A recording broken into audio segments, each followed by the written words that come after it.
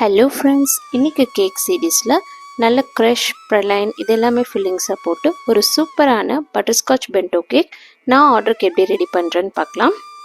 இதுக்கு நான் கேக் பேஸில் கொஞ்சமாக க்ரீம் அப்ளை பண்ணிக்கிறேன். அப்ளை பண்ணிவிட்டு அதுக்கு மேலே ஃபஸ்ட் லேயர் ஆஃப் கேக் வச்சுக்கலாம். வச்சுட்டு அதுக்கு மேலே சுகர் சிரப் நம்ம ட்ரெஸ் பண்ணி விட்டுடலாம். நெக்ஸ்ட்டு பார்த்திங்கன்னா கஸ்டமர் ஒரு லைட் எல்லோ ஷேடில் கேக் கேட்டிருந்தாங்க. ஸோ அதுக்காக நான் விப்பிங் க்ரீமில் எல்லோ கலர் லைட்டாக சேர்த்துருக்கேன். ஸோ அந்த க்ரீம் நம்ம ஒரு லேயர் கொடுத்துக்கலாம். கொடுத்துட்டு அதுக்கு மேலே நம்ம பட்டர்ஸ்காட்ச் க்ரஷ் நான் வச்சுருக்கேன். அது ஒரு 2 டீஸ்பூன் அளவுக்கு நம்ம சேர்த்தா போதும், ரொம்ப சேர்க்க வேணாம். அதை சேர்த்துட்டு நல்லா இந்த மாதிரி ஸ்ப்ரெட் பண்ணி விட்டுருங்க. ஸ்ப்ரெட் பண்ணி விட்டுட்டு நான் ஹோம் மேட் ப்ரலைன் வச்சுருக்கேன். ஸோ அதை நான் லைட்டாக அப்படியே ஸ்ப்ரிங்கிள் பண்ணி விட்டுடுறேன். இந்த ப்ரலைன் ரெசிபி பார்த்திங்கன்னா நம்மளோட பட்டர்ஸ்காட்ச் கேக் ஸ்பாஞ்ச் ரெசிபியில் நான் அட்டாச் பண்ணியிருக்கேன் லாங் வீடியோவில். அதை நான் நெக்ஸ்ட்டு அப்லோட் பண்ணுறேன், செக் பண்ணி பாருங்கள்.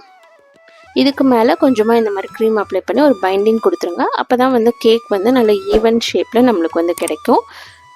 நெக்ஸ்ட்டு இதுக்கு மேலே இன்னொரு லேயர் கேக் வச்சு இதே ப்ராசஸை ரிப்பீட் பண்ணுங்கள். 3rd லேயர் ஆஃப் கேக் இந்த மாதிரி வச்சதுக்கப்புறம் நம்ம கேக் க்ரம் கோட் கொடுத்து ஃப்ரிட்ஜில் ஒரு 30 மினிட்ஸ் செட் பண்ண வச்சிடலாம்.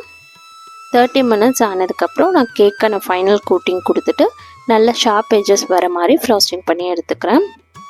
இப்போது இதில் கஸ்டமர் சின்ன சின்ன ஃப்ளார்ஸ் மாதிரியும் வித் சாக்கோ சிப்ஸ் டெக்கரேஷன் மாதிரி சிம்பிளாக வேணும்னு கேட்டிருந்தாங்க.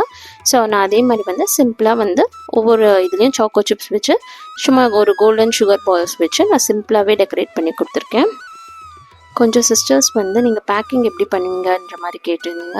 ஸோ நான் இதில் காமிக்கிறேன்.